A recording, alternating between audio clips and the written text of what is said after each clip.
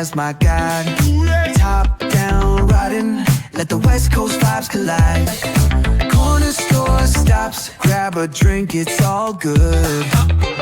Cruising through the streets of my neighborhood. Hey yo, West Coast weather, the sun sets slow. Say what? Chilling with the homies, let that talk box glow. Barbecues and palm trees, vibe real tight. Retro beats bumping. रख हौसला वो मंजर भी आएगा, कि रख हौसला वो मंजर भी आएगा, प्यासे के पास चलकर समंदर भी आएगा। थक कर मत बैठ ए मंजिल के मुसाफिर, मंजिल भी मिलेगी और वो मजा भी आएगा। So hello and welcome to divine word of education. I am your mentor Kartikeya Shukla. और जैसा कि मैंने तुम्हें आज का ज्ञान दिया कि हमें अपने लक्ष्य को प्राप्त करने के लिए एक हौसला रखना चाहिए। बोला जाता ना, have patience, you will succeed one day. So कहने का मतलब ये है कि आपको आपकी सफलता अवश्य मिलने वाली है। अब जैसे बोर्ड एग्जाम बहुत नजदीक आ गया है, एक हफ्ते बाद आप अपनी फिंगर्स पे डेज काउंट कर सकते हैं, तो उसके लिए आप अभी से तैयार हो जाइए और सारे सब्जेक्ट का रिवीजन अब करना शुरू कर दो भाई। अभी नहीं शुरू करोगे तो कब करोगे? फेयरवेल्स खत्म हो गए होंगे अब तुम्हारे यहाँ के, तुम लोगों ने सब देख लिया होगा कि सूट कौन सा पहनना है, साड़ी कौन सी पहननी है। अब खत्म करो और अब लग जाओ तैयारी के लिए, ठीक है? So let's start. हमारा जो एपिसोड नंबर 2 है धुरंधर बायो रिवीजन सीरीज का, एपिसोड नंबर 2 हम पढ़ने जा रहे हैं आज, दैट इज ह्यूमन रिप्रोडक्शन। और इसके साथ ही हम इसमें एक जो हमारा अगला चैप्टर है रिप्रोडक्शन यूनिट का, रिप्रोडक्टिव हेल्थ, वो भी कवर करने वाले हैं। तो जल्दी से एक थम्स अप दिखा दीजिए, लाइक कर दीजिए, शेयर कर दीजिए वीडियो को, और फिर हम स्टार्ट करते हैं हमारे इस चैप्टर की ओर। So basically in this chapter we will cover whole complete chapter as well as our PYQs. Okay, so हम क्या करने वाले हैं, हमारा कंप्लीट चैप्टर करने वाले हैं, और साथ ही में हम करेंगे हमारे सारे प्रीवियस ईयर क्वेश्चंस के साथ इंपॉर्टेंट क्वेश्चंस जो जो भी होंगे। So let's start. सबसे पहले बात यहाँ पे की जा रही है रिप्रोडक्शन आखिर में होता क्या है, what is reproduction. So basically we can say that the process of formation of progeny, ठीक है, मतलब क्या हो रहा है, प्रोजेनी का फॉर्मेशन हो रहा है, फॉर्मेशन ऑफ प्रोजेनी। क्या होता है ये progeny? What do you know about progeny? तो प्रोजेनी का मतलब हम प्रोजेनी को ऑफ स्प्रिंग्स भी लिख सकते हैं। क्या लिख सकते हैं? Of springs. और ऑफ स्प्रिंग्स मतलब चिल्ड्रन, ठीक है।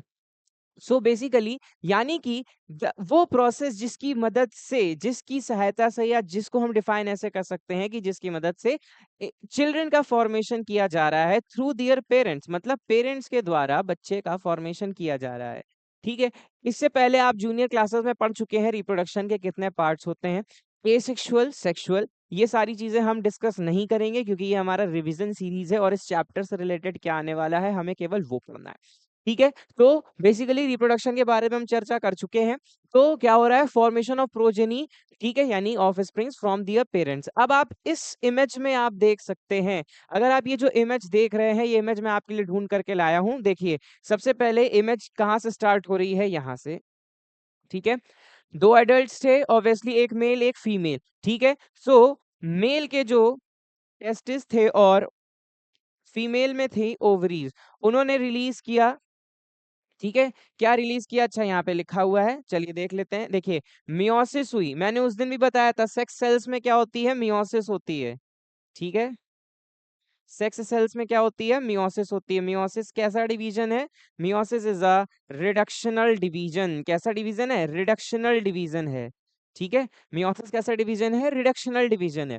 फिर मियोसिस हुई तो टेस्टिस ने क्या बनाया, स्पर्म का फॉर्मेशन किया, और ओवरीज ने किसका फॉर्मेशन किया, ओवम का फॉर्मेशन किया।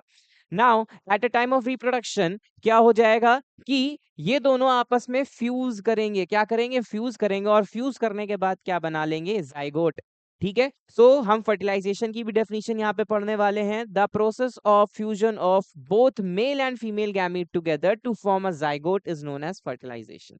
आई बात समझ में?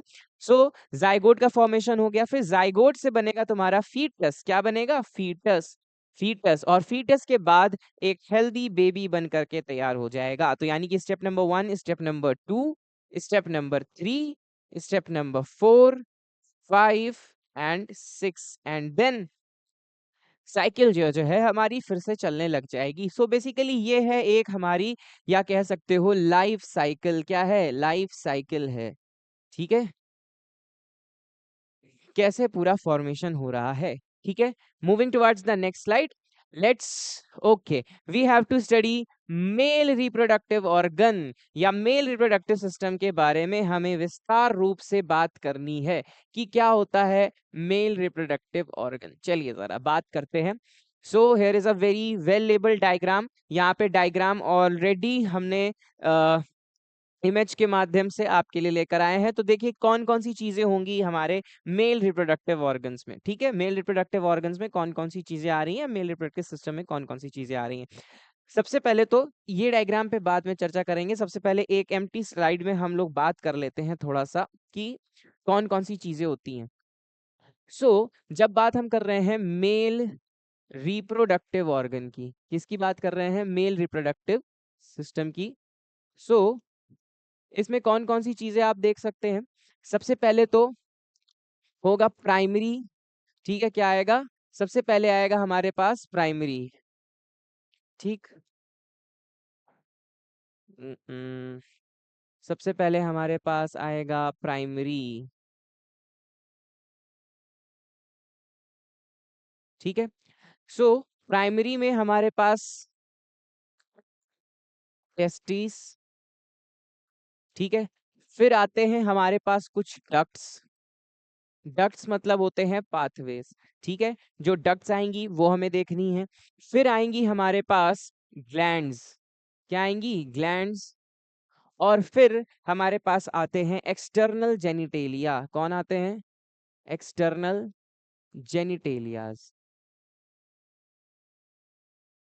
चलिए, डक्ट्स हमारे पास कौन कौन सी हैं? ठीक है, अभी बता दे रहा हूँ। रेटी टेस्ट सॉरी, डक्ट्स हमारे पास जो जो हैं वो एपिडाइडमिस। ठीक है, वास डिफरेंस। आगे ग्लैंड्स के बारे में बात कर लें तो ग्लैंड्स हैं हमारे पास तीन। Seminal vesicles, seminal vesicles. ठीक है, दूसरी है हमारे पास हमारी प्रोस्टेट ग्लैंड। कौन सी ग्लैंड है? प्रोस्टेट ग्लैंड है। और last but not the least we have Cowper's gland. ठीक है, कोपर्स ग्लैंड को एक दूसरा नाम और दिया जाता है, that is bulbourethral gland. और एक्सटर्नल जेनिटेलिया के लिए हमारे पास है पीनस। ठीक है, चलिए अब हम आ जाते हैं हमारे इस डायग्राम पे। तो बेसिकली ये एक वेल लेबल डायग्राम बना हुआ है मेल रिप्रोडक्टिव ऑर्गन का। हम इसके दो व्यूज देखेंगे।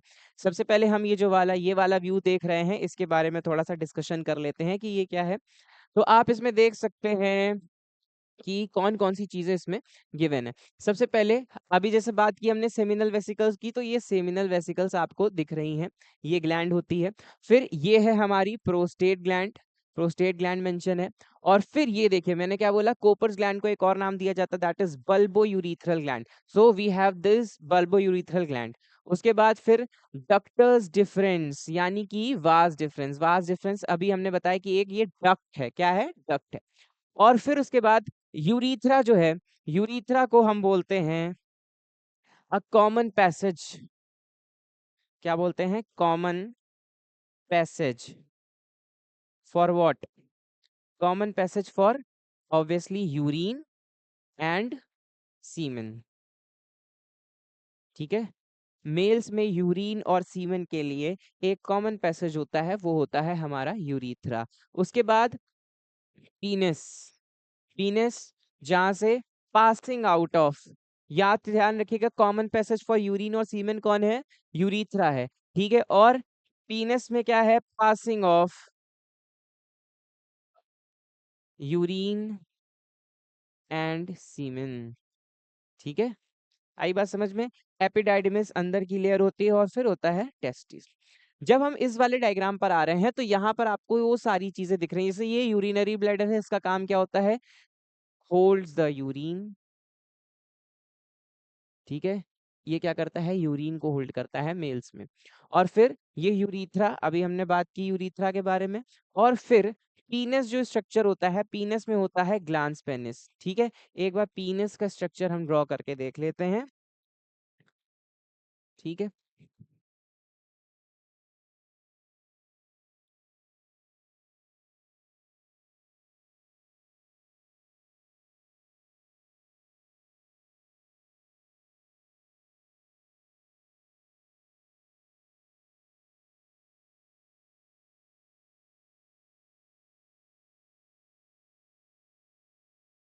ये देखिए, तो पीनस के स्ट्रक्चर में ये जो आप ये वाली जो देख रहे हैं डक्ट, इसी को बोला जाता है यूरीथ्रा। क्या बोलते हैं? यूरीथ्रा बोलते हैं। और पीनस के आउटर पे ये एक फोल्डेड स्किन लगी होती है, जो कि eight a time of erection fold भी हो जाती है। इसको ही बोला जाता है फोर स्किन। क्या बोलते हैं? Four skin. ओके, और फिर ये जो ओपनिंग आप देख रहे हैं, इसको बोला जाता है यूरीथ्रल मीटस। यूरीथ्रल मीटस या यूरीथ्रल ओपनिंग। और फोर स्किन जब पीछे हो जाएगी तो ये वाला जो पार्ट आप देख सकते हैं, ठीक है, जो पार्ट ओपन रहेगा, ठीक है, उसको बोला जाता है ग्लांस पेनिस। क्या बोलते हैं? Glans penis. आई बात समझ में? सो ये है हमारा पीनस के, तुम्हारे 3-4 चीजें जो हैं वो बतानी थी मुझे, तो ये मैंने बता दी आपको। फिर हम फिर से इस वाले डायग्राम पर आ जाते हैं। ये देखिए, ये ग्लांस पेनिस दिया हुआ है, पीनस है, और ये क्या है? ग्लांस पेनिस है। ठीक है, अब देखिए, बात की जाती है। सो अब हम बात करते हैं थोड़ी सी टेस्टिस के बारे में। किसके बारे में बात करने जा रहे हैं? टेस्टिस के बारे में। सो टेस्टिस जो है, सबसे पहले टेस्टिस के बारे में 2-4 चीजें देख लेते हैं कि टेस्टिस जो है, सबसे पहले तो testis are oval like structure. Oval like structure. और कितने होते हैं? वन पेयर होता है। ठीक है, वन पेयर, यानी कि वन पेयर में टू टेस्टिस होंगे। और टू टेस्टिस, वन पेयर में मतलब टू टेस्टिस होंगे। ठीक है, आई बात समझ में? एक बार क्वेश्चन पूछा गया कि how many pairs of testis are present in a male. ठीक है, सो बच्चों ने आंसर उसका दिया, there are two pairs of testis. ये गलत है। टू पेयर्स ऑफ टेस्टिस का मतलब हो सकता क्या? यानी कि एक मेल में 4 टेस्टिस है, ऐसा तो है नहीं। तो कितने टेस्टिस हैं? 2 टेस्टिस हैं। One pair of testis is there present in a male. ठीक है, टेस्टिस जो होते हैं, इस वाले डायग्राम में देखिएगा फिर से, टेस्टिस जो होते हैं वो एक पाउच लाइक स्ट्रक्चर में प्रेजेंट होते हैं, और उसको बोला जाता है स्क्रोटल सैक, या फिर हम उसको बोलते हैं स्क्रोटम। क्या बोलते हैं? स्क्रोटम बोलते हैं। ठीक है, क्या बोलेंगे? स्क्रोटम बोलेंगे। ठीक है, सो बेसिकली ये जो स्क्रोटम है आपका, ठीक है, it is a structure made up of connective tissue, जिसका नाम होता है ट्यूनिका एल्ब्यूजिनिया। क्या होता है? Tunica albuginea. ठीक है, at a time of birth, ये जो हमारे टेस्टिस हैं, ये पहले तो एट जब हम फीटस स्टेज में होते हैं तो ये स्क्रोटम में नहीं प्रेजेंट होते हैं, ये प्रेजेंट होते हैं एड्रिनल ग्लैंड में। कहाँ प्रेजेंट होते हैं? एड्रिनल ग्लैंड में प्रेजेंट होते हैं। But at a time of birth ये टेस्टिस क्या होते हैं? ये टेस्टिस क्या करेंगे? इंग्विनल कैनाल के रास्ते से एड्रिनल ग्लैंड से बाहर आ जाएंगे स्क्रोटम में। क्यों होता है ऐसा? For the formation of sperm. ठीक है, ये ध्यान रखना, स्क्रोटम में इसलिए पहुंच जाते हैं क्योंकि स्पर्म फॉर्मेशन के लिए टेम्परेचर जो है, जैसे नॉर्मल बॉडी का टेम्परेचर अगर कुछ है, तो उससे 2 to 2.5 डिग्री लेस टेम्परेचर की रिक्वायरमेंट होती है। कितने टेम्परेचर की रिक्वायरमेंट होती है? 2 to 2.5 डिग्री लेस टेम्परेचर की रिक्वायरमेंट होती है for the formation of sperm. किसके लिए? Formation of sperm. Sperm formation के लिए 2 to 2.5 लेस टेम्परेचर की डिग्री लेस टेम्परेचर की रिक्वायरमेंट होती है for the formation of sperm. इसलिए स्क्रोटम में हमारे टेस्टिस पहुंच जाते हैं। द पर्सन विद, जिसके टेस्टिस जो है स्क्रोटम में नहीं पहुंचे हैं, उसको स्टेराइल बोल सकते हैं। ठीक है, और इस कंडीशन को एक नाम दिया जाता है जिसको बोला जाता है क्रिप्टोरकाइडिज्म।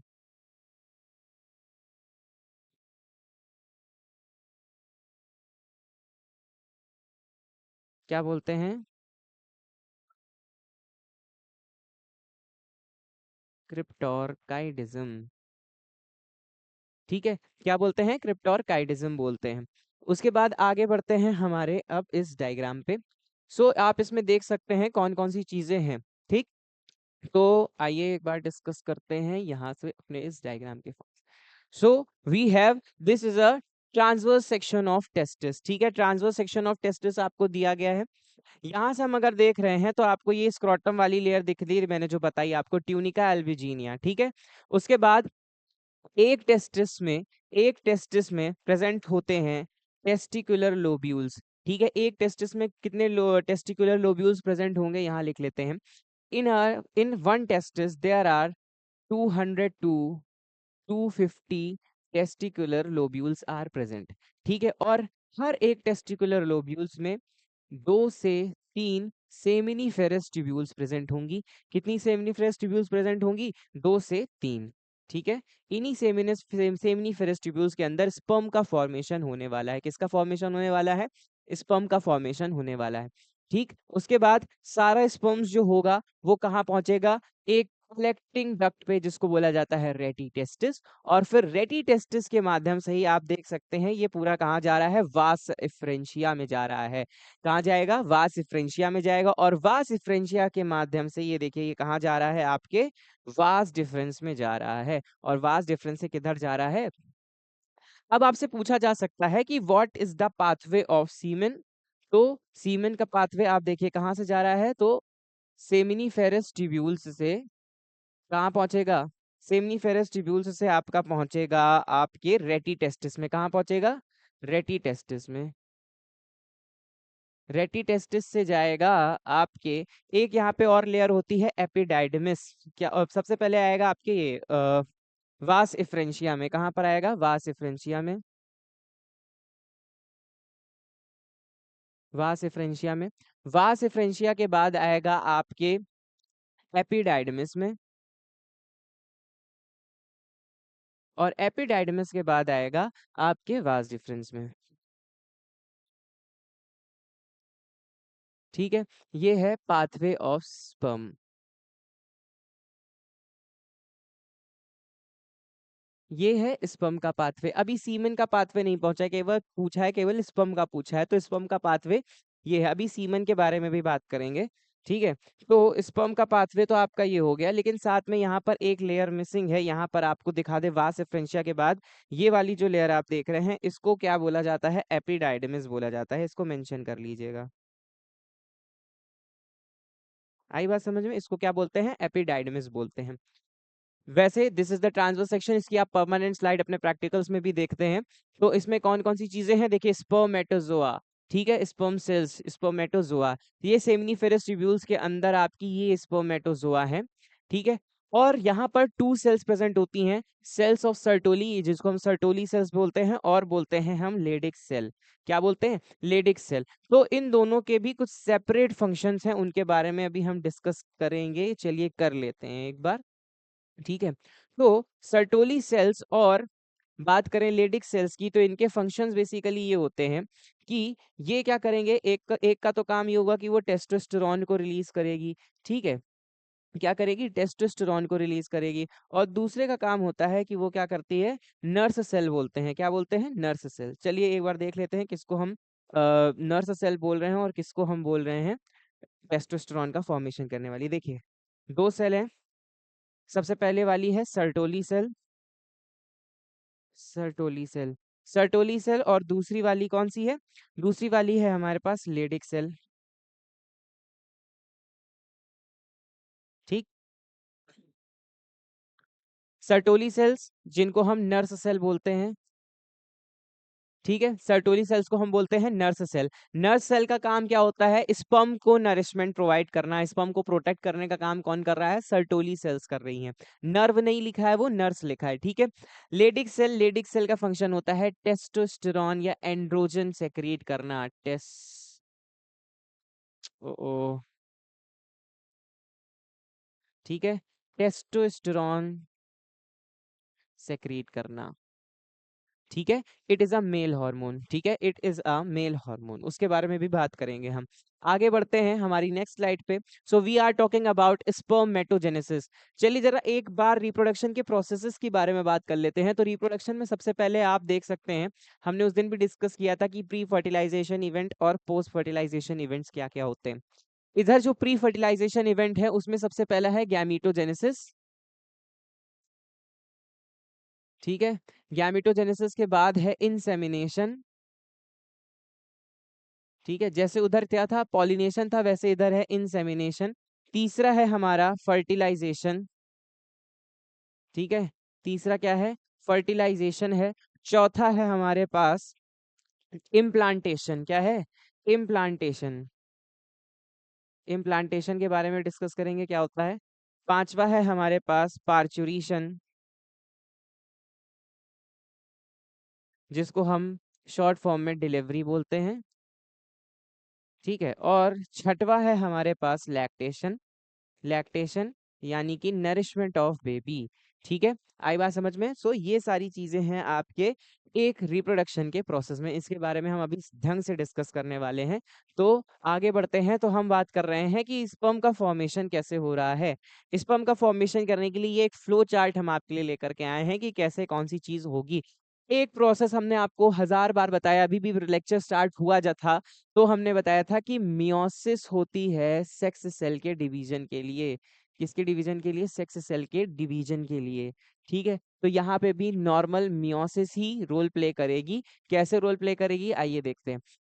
इसकी 3 फेजेस होती हैं। कौन कौन सी फेज हैं आप देख रहे हैं, मल्टीप्लिकेशन फेज। यहाँ पे मियोसिस की स्टार्टिंग होने वाली, किसकी स्टार्टिंग होने वाली है, मियोसिस की स्टार्टिंग होने वाली है। एक पेरेंट था, ठीक है, स्पर्मेटोगोनिया। क्या था, स्पर्मेटोगोनिया, यानी इसको हम बोलते हैं, क्या बोलते हैं, स्पर्म मदर सेल। क्या बोलते हैं, स्पर्म मदर सेल, ठीक। तो इन्होंने क्या किया, देखिए मियोसिस 1 चल रही थी, तो मियोसिस 1 में क्या हो चीज हो गई आपके पास, ये 4 आ गए, ठीक है, ये 4 आ गए। ये है डॉटर सेल्स, ये क्या है, डॉटर सेल्स हैं। तो मल्टीप्लिकेशन फेज में क्या हो गया, मियोसिस हुई, स्पर्म मदर सेल का मियोसिस स्टेज जब आएगी तो स्पर्मेटोगोनिया के 4 डॉटर सेल्स बन जाएंगी। उसके बाद फिर नेक्स्ट फेज आती है, फर्स्ट फेज हो गई हमारी मल्टीप्लिकेशन, दूसरी हो जाती है अब यही ग्रोथ करेंगे आगे। तो ग्रोथ करने के बाद ये क्या बना लेंगे, हर एक बना लेंगे स्पर्म, प्राइमरी स्पर्मेटोसाइट। क्या बना लेंगे, प्राइमरी स्पर्मेटोसाइट। सेकेंड के बाद जब हमारी थर्ड फेज की स्टार्टिंग होगी, that is our maturation phase, यानी कि ये क्या करेगा, मैच्योरिटी की ओर अग्रसर होगा, ये मैच्योर करने जाएगा। तब कौन सी चीज आ रही है हमारे पास, देखिए फर्स्ट में इसमें अच्छा 2 मैच्योरेशन होंगी। फर्स्ट मैच्योरेशन में क्या चीज आ रही है, ये देखिए, ये बने थे हमारे प्राइमरी 1 डिग्री यानी कि प्राइमरी स्पर्मेटोसाइट। अब इन्होंने क्या किया, फिर से एक डिवीजन किया, तो फिर से डिवाइड करने के बाद ये क्या बन गए, हमारे सेकेंडरी स्पर्मेटोसाइट। क्या बन गए, सेकेंडरी स्पर्मेटोसाइट बन गए। यानी कि ये कैसे होंगे, एन होंगे। यानी कि अब एक चीज ये समझना, यहां तक जो सारी चीजें आ रही थी, यहाँ पे सारी चीजें डिप्लॉयड कंडीशन में थी। आप सब जानते हैं कितने क्रोमोसोम होते हैं, कितने क्रोमोसोम होते हैं, 46 क्रोमोसोम होते हैं, ठीक है। 46 क्रोमोसोम होंगे, यानी कि 44 are autosomes and X and Y. तो यहाँ पे हम बात किसकी कर रहे हैं, अभी मेल की बात कर रहे हैं, तो एक्स एंड वाई होगा। तो यहाँ पर अभी तक क्या चीज आई कि सारे क्रोमोसोम्स के थे, लेकिन फिर जब प्राइमरी स्पर्मेटोसाइट जब फर्स्ट टाइम फर्स्ट मैच्योरेशन के लिए जाएगी, तो ये क्या हो जाएगी, संख्या घट जाएगी। क्या हो जाएगी, संख्या घट जाएगी, यानी कि 44 से कितने पहुंचेंगे, 42। और एक्स और वाई में कोई भी एक क्रोमोसोम आगे बढ़ेगा। क्या होगा, कोई भी एक क्रोमोसोम आगे बढ़ेगा, either it can be X, either it can be Y, ठीक है। सो अब यहाँ पे कितने नंबर ऑफ क्रोमोसोम्स हो गए, कितने हो गए, 23 हो गए, ठीक है। यानी कि ये कैसी कंडीशन आ गई, हैप्लॉइड आ गई। ये कैसी कंडीशन आ गई, हैप्लॉइड आ गई। अब देखिए सेकंड मैच्योरेशन डिवीजन में क्या चीज होने जा रही है, सेकंड मैच्योरेशन डिवीजन में यही जो आगे हमारे सेकेंडरी स्पर्मेटोसाइट्स बने थे, ये आगे फर्दर डिवाइड करेंगे, और फर्दर डिवाइड करने के बाद क्या बना लेंगे, स्पर्म बना लेंगे। क्या बना लेंगे, स्पर्म बना लेंगे। तो द प्रोसेस, एक क्वेश्चन ये भी आ सकता है, यहाँ पे टिक कर लीजिएगा, ये चीज छुप गई है अगर यहाँ पर, तो इसको हाईलाइट कर लेते हैं हम एक बार, कि the process of formation of sperm from secondary spermatocyte, ठीक है, यानी कि the process of formation of sperm from spermatid secondary spermatocyte are known as spermiogenesis। ठीक है, और फिर क्या करेंगे, ये स्पर्म्स जाएंगे नरिशमेंट के लिए सर्टोली सेल्स के पास। किसके पास जा रहे हैं? स्पर्म्स जाएंगे सर्टोली सेल्स के पास नरिशमेंट के लिए, जिनको हम नर्व सेल्स भी बोलते हैं। और फिर उसके बाद क्या चीज होगी? हमारा स्पर्मिएशन। स्पर्म बन करके तैयार होगा। ये एक चीज और देख लीजिए, ये है हार्मोनल चार्ट की मेल्स में कौन कौन से हार्मोनल चेंजेस आ रहे हैं। ठीक है, सबसे पहले हाइपोथैलेमस। हाइपोथैलेमस को क्या नाम दिया जाता है? Super master gland. क्या नाम दिया जाता है? Super master gland. तो सुपर मास्टर ग्लैंड का काम क्या है? हाइपोथैलेमस का क्या काम रहेगा? हाइपोथैलेमस रिलीज करती है जीएनआरएच हार्मोन। हार्मोन ठीक है, और उसके बाद फिर ये सिग्नल देता है पिट्यूटरी ग्लैंड को। पिट्यूटरी ग्लैंड को हम बोलते हैं बेटा मास्टर्स ग्लैंड। क्या बोलते हैं? Master gland. ठीक है, अब इसके दो काम हैं।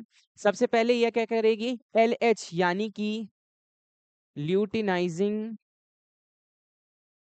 ल्यूटिनाइजिंग हार्मोन का सिक्रीशन करेगी, और दूसरी तरफ ये करेगी फॉलिकुलर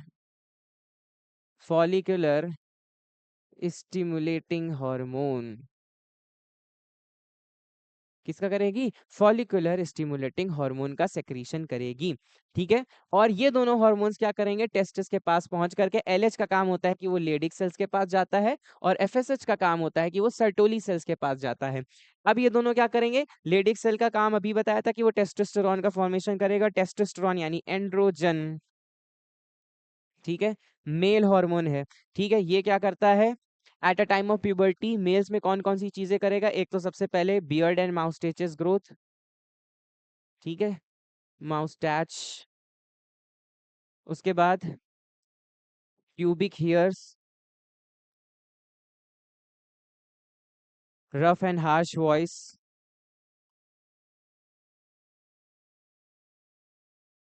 ठीक है, या फिर कह सकते हैं मसल बिल्डिंग।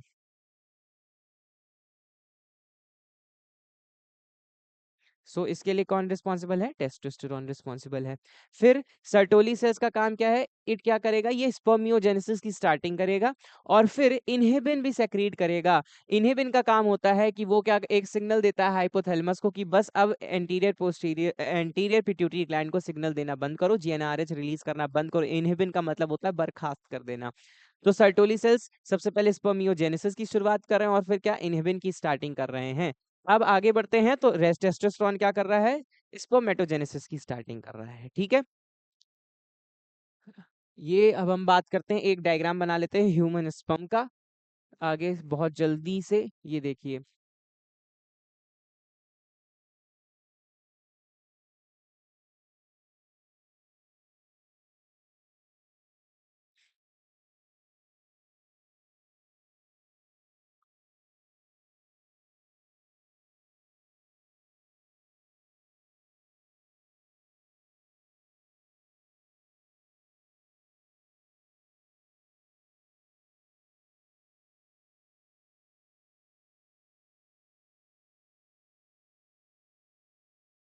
ओके।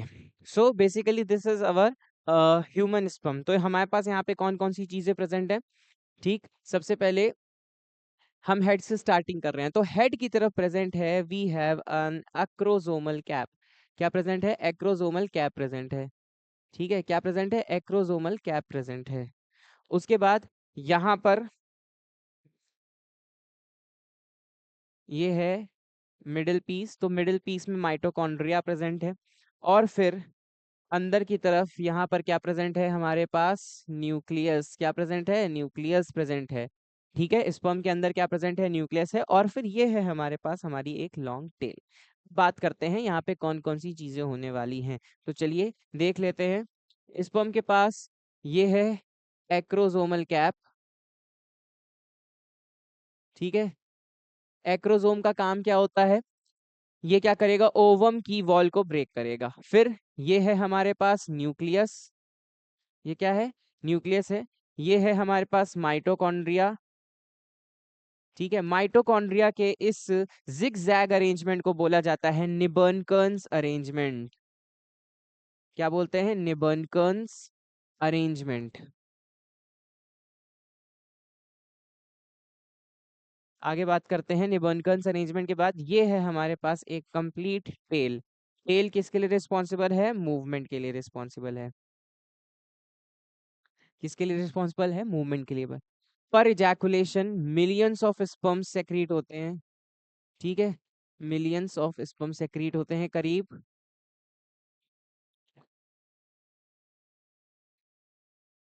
करीब 2 से 2.5 ml, ठीक है। आई बात समझ में? तो this is a structure of human sperm, इसको आप ध्यान से देख लीजिएगा, पढ़ लीजिएगा।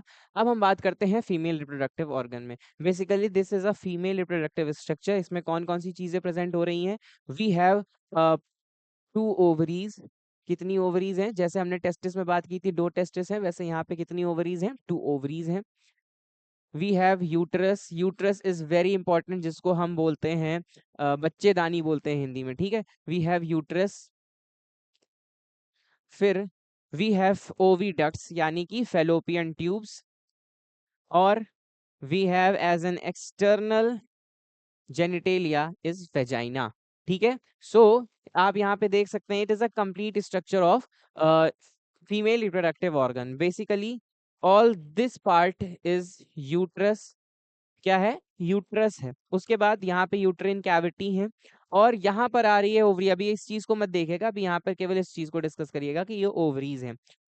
ओवरी को ये फेलोपियन ट्यूब है। फेलोपियन ट्यूब ओवरीज को, ओवम को कैच करने के लिए एक स्ट्रक्चर प्रेजेंट होता है, फिंगर लाइक प्रोजेक्शन, इसको बोलते हैं हम फिम्बरी। वैसे ये फंडिबुलम नहीं, इनफंडिबुलम बोलते हैं इसको, मिसप्रिंट हो गया है। इनफंडिबुलम है जो फेलोपियन ट्यूब का ही एक पार्ट है। फिर आता है ampulla. It is the site of fertilization. Ampulla क्या है? साइट ऑफ फर्टिलाइजेशन है। और फिर हमारा फेलोपियन ट्यूब का लास्ट पार्ट आता है, दैट इज isthmus, ठीक है। These are the two fallopian tubes, number 1 and number 2. Okay, then ये था हमारा स्ट्रक्चर। सर्विक्स प्रेजेंट होता है, और फिर वेजाइना होती है। क्या होता है? वेजाइना होती है। चलिए आगे बढ़ते हैं। This is an structure of an ovary. अब इसको समझते हैं ध्यान से। एट अ टाइम ऑफ जब ओवुलेशन होना होता है, मतलब जब ओवम रिलीज होना होता है, तब कौन कौन सी चेंजमेंट ओवरी में होती हैं, ये चीज समझते हैं, ठीक है। सबसे पहले क्या बनेंगे? प्राइमरी फॉलिकल्स रहेंगे। ये क्या होते हैं? प्राइमरी फॉलिकल्स होते हैं। प्राइमरी फॉलिकल्स के बाद हमारे पास 1 के बाद आता है 2, दैट इज मैच्योरिंग फॉलिकल, मतलब जो फॉलिकल मैच्योर हो चुका है, ठीक है। ये दोनों क्या है? मैच्योरिंग फॉलिकल है। मैच्योर फॉलिकल होने के बाद, मतलब जो ऐसे फॉलिकल जो मैच्योर की तरफ, मैच्योरिटी की तरफ बढ़ रहे हैं, उनको बोलते हैं मैच्योरिंग फॉलिकल्स। और फिर this is a complete mature follicle. ये क्या होगा? कंप्लीट मैच्योर फॉलिकल होगा, जिसके अंदर होगा ओवम। जिसके अंदर होगा क्या? ओवम। अब समझिएगा, ओवम होने के बाद अब क्या होगा? यहां से जब ये मैच्योर फॉलिकल बन जाएगा, मैच्योर फॉलिकल के बाद यहां पर प्रेजेंट हो जाता है एक ग्रेफियन फॉलिकल। क्या होता है? ग्रेफियन फॉलिकल बनता है। और ग्रेफियन फॉलिकल के बाद क्या हो जाएगा? ग्रेफियन फॉलिकल की सेल्स रप्चर करेंगी, फॉलिकल की सेल्स रप्चर करेंगी, सेल वॉल रप्चर करेगी, और रप्चर करने के बाद सेकेंडरी oocyte यानी ओवम का रिलीजमेंट कर देंगी। किसका रिलीजमेंट कर देंगी? सेकेंडरी oocyte का। जब ग्राफियन फॉलिकल से सेकेंडरी oocyte रिलीज हो गया, हम उस स्ट्रक्चर को बोलते हैं कॉर्पस ल्यूटियम। क्या बोलते हैं? कॉर्पस ल्यूटियम बोलते हैं। आगे बात समझ में? इसके बारे में भी अब हम समझेंगे। कॉर्पस ल्यूटियम का फंक्शन होता है कि ये प्रोजेस्टेरॉन हार्मोन का रिलीज करता है। क्या करता है? प्रोजेस्टेरॉन हार्मोन को रिलीज करता है। क्या चीज हुई? सबसे पहले प्राइमरी फॉलिकल्स आए, प्राइमरी फॉलिकल्स के बाद मैच्योरिंग फॉलिकल्स आए, मैच्योरिंग फॉलिकल्स के बाद कौन सी चीज आएंगी? मैच्योर फॉलिकल्स बनेंगे, यानी कि ग्राफियन फॉलिकल्स का फॉर्मेशन होगा। और ग्राफियन फॉलिकल्स के बाद क्या हो जाएगा? सेकेंडरी oocyte यानी जो ओवम होगा वो रिलीज कर जाएगा रप्चर करने के बाद, और फिर उसके बाद किसका फॉर्मेशन हो जाएगा? कॉर्पस ल्यूटियम का फॉर्मेशन हो जाएगा। ये कॉर्पस ल्यूटियम का फंक्शन क्या होता है कि ये क्या करेगा? प्रोजेस्टेरॉन हार्मोन को रिलीज करेगा। अभी हम वो भी समझेंगे कि कब और कैसे। देखिए, इन oogenesis, oogenesis जो होती है वो 3 स्टेज में होती है किसी भी फीमेल में। किसमें होती है? 3 स्टेजेस में होती है। वो स्टेजेस कौन कौन से हैं एक बार ये भी समझ लेते हैं। That oogenesis formation of starts before birth. एक फीमेल के लाइफ में बर्थ से पहले स्टार्ट हो रही है। किसमें स्टार्ट हो रही है? स्टार्ट बिफोर बर्थ, ठीक है। बर्थ से पहले स्टार्ट हो रही है, ठीक है। बर्थ से पहले स्टार्ट होने के बाद क्या कर रही है? अब क्या हो जाएगा? यहाँ तक का प्रोसेस जो है बर्थ से पहले शुरू हो चुका है। किससे? बर्थ से पहले स्टार्ट हो चुका है। उसके बाद ये डिवीजन होल्ड करेगा कब? First meiotic division hold at prophase 1। Prophase 1 में ये मायोटिक डिवीजन होल्ड कर जाएगा और फिर ये स्टार्ट होता है फर्स्ट मेंस्ट्रुएशन में।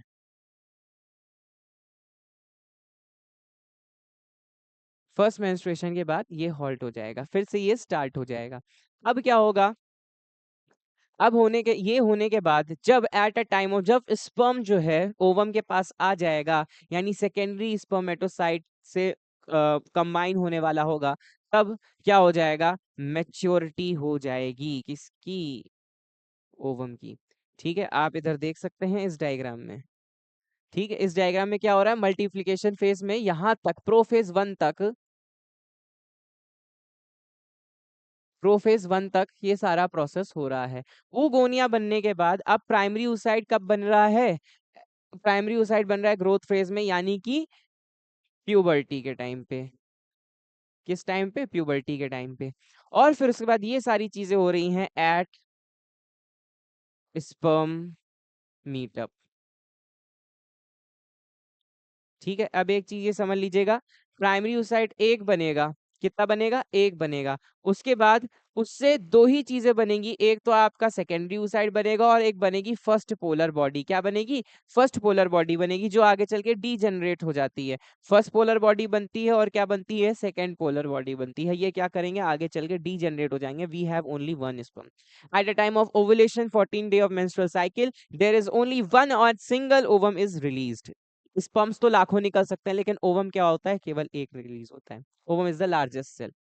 बेसिकली यहाँ पे बात की गई है प्यूबर्टी के बारे में। किसके बारे में बात की गई है? प्यूबर्टी के बारे में। तो puberty is a period of rapid body growth and development not accompanied by the secretion of gonadal hormones and development of sexual maturity, including the production of gametes and the development of secondary sexual characteristics. कौन कौन से changement आते हैं boys में और girls में? So enlargement of testis, spermatogenesis occurs. Spermatogenesis start हो जाती है at a time of puberty. Boys में प्यूबर्टी की एज कब बताई गई है? 11 to 12 ईयर्स में। और गर्ल्स में जब फर्स्ट पीरियड आता है कब आएगा? एट अ टाइम ऑफ, अब आजकल 10 से 13 साल की उम्र में आने लग गया है। ठीक है, फिर एसेसरीज, यानी एसेसरी सेक्स ऑर्गन्स में कौन कौन सी चीजें आएंगी? पीनस and scrotum grows in size, appears in scrotum. Scrotum में थोड़े थोड़े से फोल्ड्स आने लग जाते हैं। Prostate and seminal vesicles and epididymis grow. ठीक है, गर्ल्स में कौन कौन सी चीजें आएंगी? Uterus, vagina, fallopian tube, vulva increase in size, menstruation cycle start, period start हो जाते हैं। देन सोमैटिक्स, सोमैटिक यानी और भी आपकी जो सेक्स सेल्स है उसमें कौन कौन सी चीजें? Sudden spurt in growth, pectoral girdle, ये सारी चीजें, पेल्विक गर्डल। ठीक है, यहाँ पे क्या हो रहा है? Short time pelvic girdle becomes roomy and bigger than the pectoral girdle.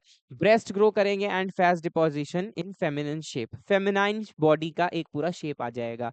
ठीक है, हेयर्स हैं, वॉइस हैं, ये सारी चीजें आप एक बार देख लीजिएगा, इतना कोई खास नहीं। आगे बढ़ते हैं हम मेंस्ट्रुअल साइकिल की तरफ। ठीक है, the rhythmic series of change in the sex organs throughout the reproductive life of a female primate, example monkeys, apes and human beings, from puberty to menopause। ठीक है, puberty फर्स्ट पीरियड जो होता है उसको हम बोलते हैं क्या? मीनार्क। क्या बोलते हैं? मीनार्क। और जो लास्ट पीरियड होता है उसको बोला जाता है मीनोपॉज। लास्ट मेंस्ट्रुअल साइकिल को बोलते हैं मीनोपॉज। ठीक है, जिसका मतलब होता है मेंसेस यानी अ मंथ। ठीक, in human females menstruation is repeated at an average interval of about 28 days का होता है। कितने डेज का होता है? 28 डेज की साइकिल होती है पूरी। Then this is called the menstrual cycle. चलिए अब देखते हैं, यहाँ पर ये हमने बनाया है, देखिए कहाँ से शुरू किया है हमने? 1। ठीक है, 1 2 3 4 5 मेंस्ट्रुएशन, यानी कि यहाँ ये कौन सा फेज है? जब ब्लीडिंग होगी फीमेल की बॉडी में तो होता है, उसको बोलते हैं पीरियड्स। क्या बोलते हैं? पीरियड्स बोलते हैं। नेक्स्ट आगे, पोस्ट मेंस्ट्रुअल में 5 to 9 डेज तक चलेगा। फिर प्रोलिफरेट फेज चलता है आपका 20 दिन तक, और इसी में एक फेज आता है जब 14वें दिन पे होता है ओवुलेशन। 14th डे पे क्या होता है? ओवुलेशन हो जाता है।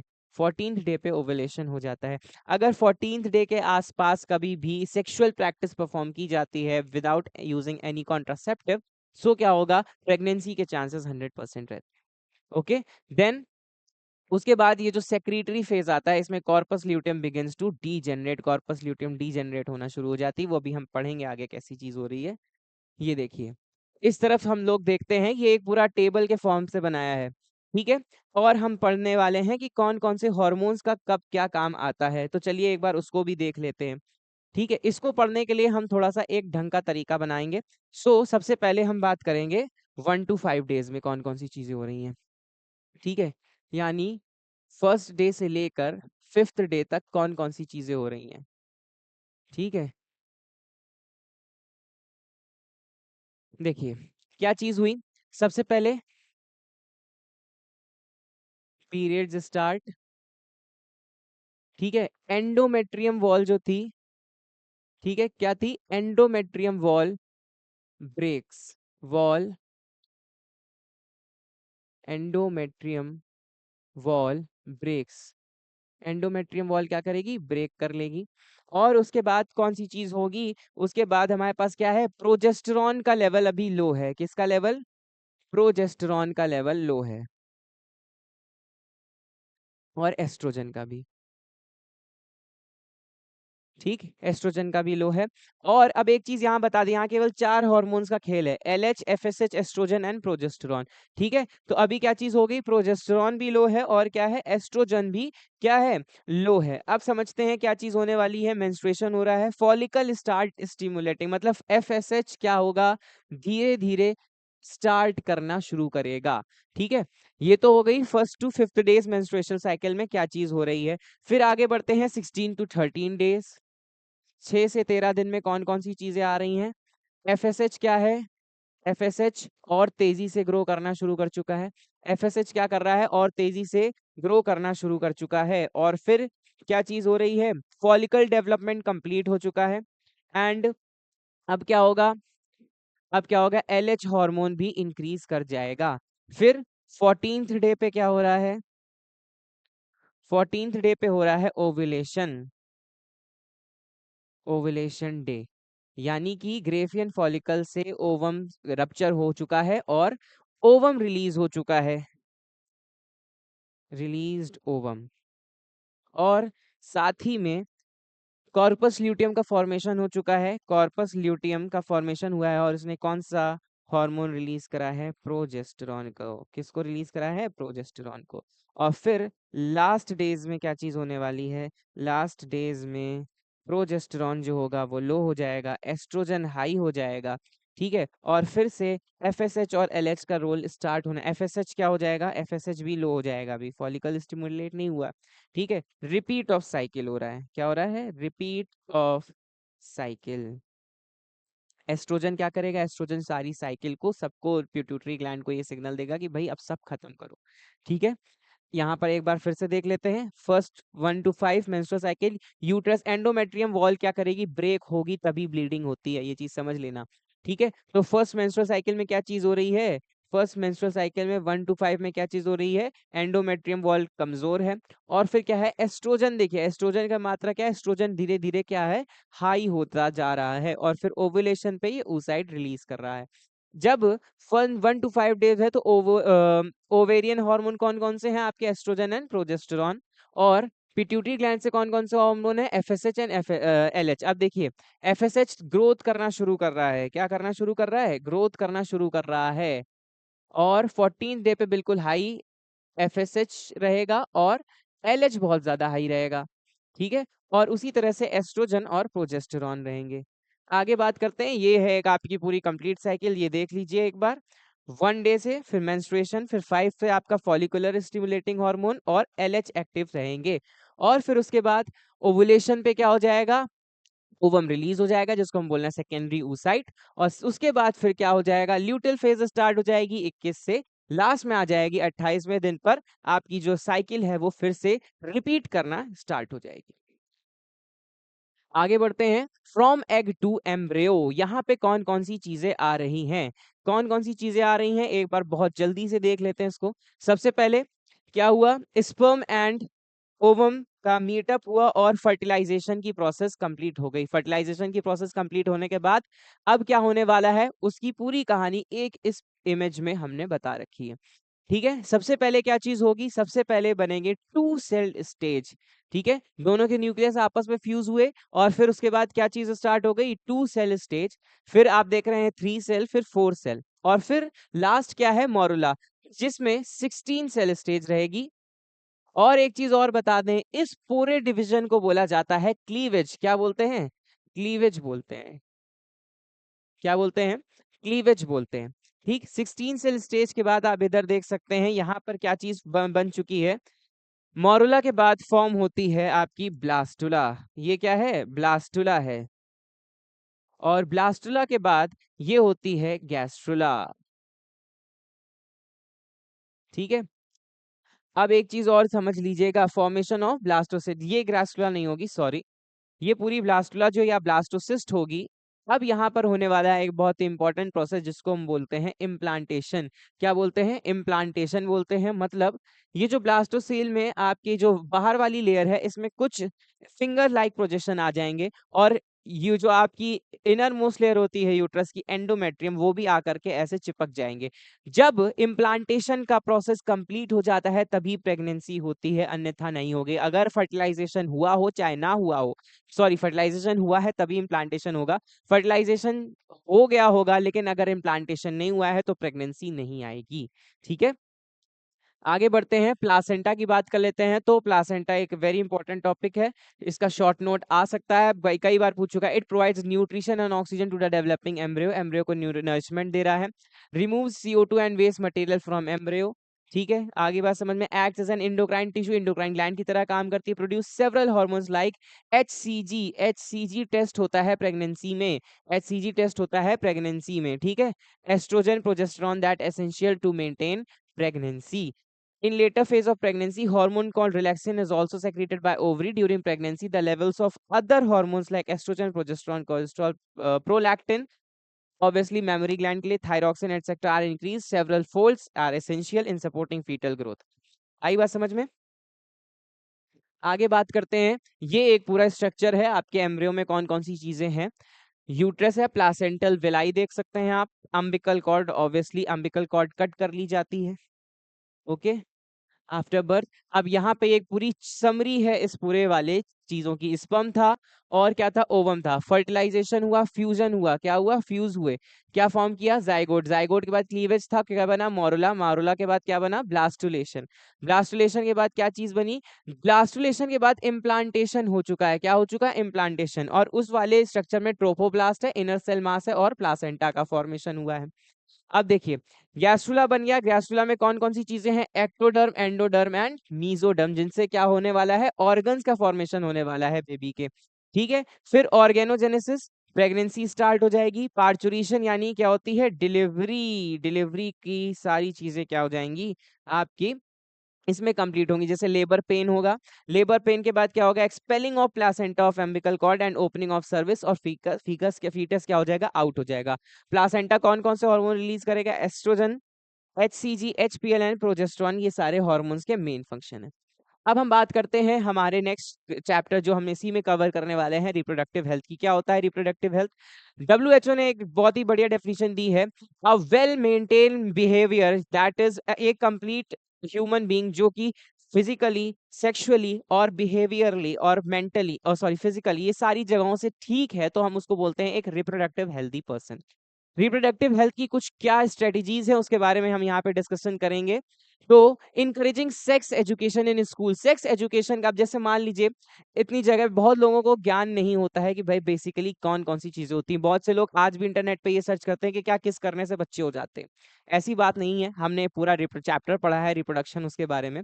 सो encouraging the sex education in school to give right information about young minds and save them from myths, जितने भी मिथ्या बातें हैं उनसे बचाया जा सके, and misconception about sex related aspects. ठीक है, कौन कौन सी हार्मोनल और कौन कौन से बॉडी में चेंजेस आ रहे हैं ये भी बहुत लोगों को नहीं पता होता है, तो उसके बारे में भी ज्ञान होना आवश्यक है।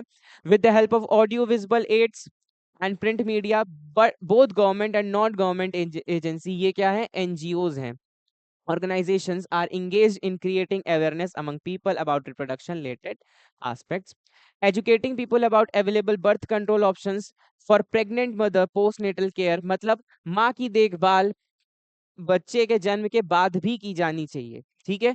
उसके लिए भी हम क्या करते हैं, वो अवेयरनेस फैलाते हैं। इंपॉर्टेंस ऑफ ब्रेस्ट फीडिंग, माँ का दूध ही दिया जाए उसको सबसे पहले कुछ 6 महीनों तक के लिए, उसके लिए भी इंकरेज किया जाता है।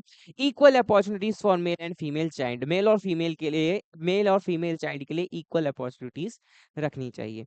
Proper information about reproductive organs, adolescence and related changes, safe and hygienic sexual practices and sexually transmitted disease STDs, very important, STDs के बारे में भी बताया जाना चाहिए। सो ये सारी चीजें हैं strategies of reproductive health. Birth control के लिए यहाँ पर कुछ चीजें हैं, जैसे आपने सुना होगा, माँ हो जब पूरी तैयार तभी बढ़ाए अपना परिवार। तो उसके लिए जरूरी है कि मदर अपनी एक एज, मेच्योरिटी की एज कंप्लीट कर ले, उसके ही बाद आपको क्या करना है, सेक्सुअली कह सकते हैं सेक्सुअली संबंध बनाने हैं, जिससे कि जो है क्या हो, प्रेगनेंसी के चांसेस हो। ठीक, बर्थ कंट्रोल यदि ऐसा नहीं है तो बर्थ कंट्रोल के हम यहाँ पे 2 मेथड्स पढ़ेंगे, परमानेंट एंड टेम्परेरी। ठीक है, परमानेंट एंड टेम्परेरी। टेम्परेरी में बात करते हैं तो सबसे पहले हम बात करेंगे, एक होता है आर्टिफिशियल और दूसरा होता है कंट्रासेप्टिव। ठीक है, सो आर्टिफिशियल बेसिकली वो होगा जब eight a time of insemination, यानी कि जब सीमेन पीनस से विड्रॉल करने वाला हो, उसी टाइम पे eight a time of sexual intercourse पीनस को विड्रॉ कर लिया जाए और सीमेन के अंदर, वेजाइना के अंदर जाने के चांसेस ही ना बच पाए। ठीक है, तो ये होता है हमारा आर्टिफिशियल। और कंट्रासेप्टिव में, कंट्रासेप्टिव में आते हैं हमारे कंट्रासेप्टिव डिवाइसेस। ठीक है, जो हैं कॉन्डम्स, साथ में सीयूटीज। ठीक है, सो इनके बारे में सर्वाइकल कैप्स। ठीक है, तो इनके बारे में आपको ध्यान से पढ़ना है, एक इंपॉर्टेंट क्वेश्चन है। ठीक, फिर बात करते हैं परमानेंट में, तो परमानेंट यानी कि बिल्कुल ही खत्म कर दिया जाए। ठीक है, नसबंदी जिसका एक बेस्ट एग्जांपल है। मेल्स के लिए अलग चीज होती है, फीमेल्स के लिए अलग चीज होती है। मेल्स के लिए होती है वेसेक्टमी और फीमेल्स के लिए होती है ट्यूबेक्टमी। क्या होती है, ट्यूबेक्टमी। ठीक, इसमें क्या करेंगे, वास डिफरेंस से रिलेटेड चीजें करेंगे, मतलब वास डिफरेंस को कट करके बाइंड कर दिया जाएगा, और इसमें क्या किया जाएगा, फेलोपियन ट्यूब्स को कट करके बाइंड कर दिया जाएगा। ठीक है, ये देखिए, वास डिफरेंस को कट किया और बाइंड कर दिया गया, और इधर क्या किया गया, फीमेल्स में फेलोपियन ट्यूब्स को कट करके बाइंड कर दिया गया। फिर बात करते हैं इनफर्टिलिटी। इनफर्टिलिटी का बेसिक मतलब होता है निसंतानता। ठीक है, क्या होता है, निसंतानता। ठीक, निसंतानता यानी कि जो पेरेंट्स बेसिकली रिप्रोडक्शन में ठीक है, but they can't conceive their own child, मतलब अपनी संतान उत्पन्न नहीं कर पा रहे हैं, उसमें हम उस कंडीशन में क्या बोलते हैं, इनफर्टिलिटी बोलते हैं। One of the most basic human urge to reproduce, to have a family, is usually regarded as a blessing, to be denied as one misfortune. There are many reasons why couple cannot produce children. In about 30% of the cases, there is a problem in reproductive system of female partner. ठीक है, and in another 30% of malfunctioning in the male reproductive system. For the remaining couples, both parents may be less fertile and average। ये सब चीज आप जान सकते हैं खुद से ही, तो इसको पढ़ लीजिएगा एक बार। ठीक है, ये देखिए फीमेल्स में कौन कौन सी चीजें हैं उसके बारे में एक कंप्लीट डिस्कशन किया है। फेलोपियन ट्यूब में हो सकता है ब्लॉकेज हो। ठीक है, फेलोपियन ट्यूब में भी ट्विस्टेड और blocked, either maturely, either naturally, और as a result of infection, तो उस वजह से ना सीमेन पहुंच पा रहे हो। ओवरीज में नॉट कंटेन एनी ओवा, ओवा ही नहीं है। ठीक है, ओवरीज में not contain any ova due to hormonal insufficiency. ठीक है, लाइनिंग ऑफ यूट्रस, एंडोमेट्रियम की अभी तक वॉल डेवलप ही ना हुई हो, एक ये भी रीजन है फीमेल्स में। ठीक, तो ये भी बातचीत होती है। और फिर अब हम बात करते हैं, हमारे पास और कौन सी स्लाइड बच गई, एक लास्ट टॉपिक है जो बहुत इंपॉर्टेंट है, उसको भी पढ़ लेते हैं। अरे एक चीज तो रह गई भैया, एक चीज जो बहुत इंपॉर्टेंट है, कुछ आते हैं हमारे पास ART, यानी कि आर्टिफिशियल, आर्टिफिशियल या फिर असिस्टेड भी बोलते हैं, assisted reproductive technologies, reproductive technologies. कौन कौन सी चीजें इसमें आएंगी? इसमें आती हैं आईयूटीज, गिफ्ट, जिफ्ट, आईवीएफ। ठीक है, एक और आता है आर्टिफिशियल इंसेमिनेशन, आर्टिफिशियल इंसेमिनेशन और सरोगेसी।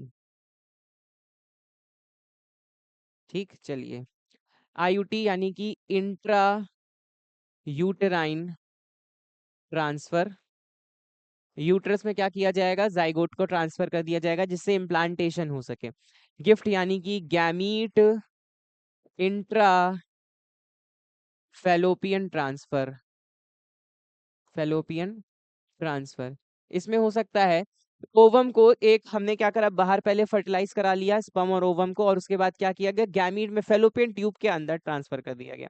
जिफ्ट यानी कि जाइगोट को ट्रांसफर किया गया, सॉरी गैमीट में क्या करा जाएगा, स्पर्म को फेलोपियन ट्यूब्स के पास छोड़ दिया जाएगा। और जाइगोट में क्या होगा, जाइगोट इंट्राफेलोपियन ट्रांसफर, यानी कि मेल और फीमेल गैमीट का फ्यूजन बाहर करा लिया और फिर जाइगोट जब बन गया तो उसको ट्रांसफर कर दिया गया। आर्टिफिशियल इंसेमिनेशन, कुछ स्पर्म्स को जो है यूट्रस के अंदर इंजेक्ट कर दिया गया, और सरोगेसी का मतलब है किसी दूसरी फीमेल को यूज किया गया।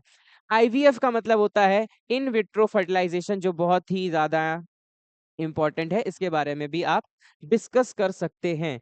फिर लास्ट टॉपिक पे बात करते हैं एमनियोसेंटेसिस। एमनियोसेंटेसिस जो हमारा एमनियोटिक फ्लूइड होता है, उससे क्या पता करा जा सकता है कि बच्चे का जेंडर क्या है या फिर उसे कोई और बीमारी तो नहीं है। ये सारी चीजें थी हमारे इस चैप्टर के लिए, हमने साथ में पढ़ लिया कि कौन कौन सी चीजें बहुत ज्यादा इंपॉर्टेंट है। तो ये आजकल बड़ा ट्रेंड चल रहा है, तो मैं ये थैंक यू स्लाइड तुम लोगों के लिए बना करके लाया हूँ। ठीक है, ये बना रहे हो ना कि प्रोफेशन कैसा है, तो वही प्रोफेशन हमारा भैया ये रहा, आप देख सकते हैं। So basically this is all for today, thank you so much. ठीक है, आई होप सो आपको ये वीडियो बहुत पसंद आई होगी। Do not forget to like share and subscribe the divine word of education. पढ़ाई करते रहिए और यूं ही हंसते रहिए, मुस्कुराते रहिए। Thank you so much.